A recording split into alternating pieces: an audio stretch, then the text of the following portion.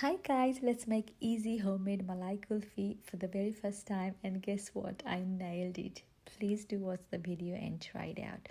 So first मा चाहिँ मैले लिए 2 cups of full cream milk. त्यसलाई 10 मिनट पकाएँ अनि I added 30 gram of milk powder. मजाले त्यसलाई घोलिदिएँ अनि यो पाक्दै गर्दा now I am going to prepare my caramelized sugar. So add गरेँ मैले 1 tablespoon of sugar. यसरी मेल्ट हुन थालेपछि हल्का स्पुनले चलाइदिने अनि यस्तो ओरेन्ज कलर आएपछि चाहिँ थोरै पानी हाल्दिने अनि यस्तो हार्ड हुन्छ क्यान्डी जस्तो but don't worry it will melt है।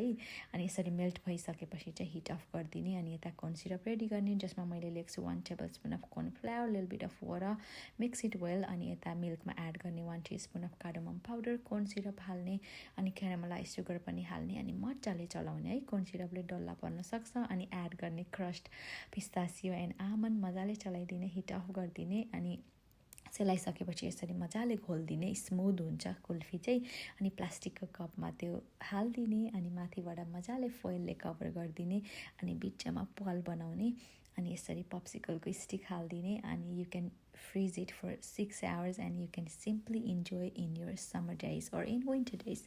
Bye.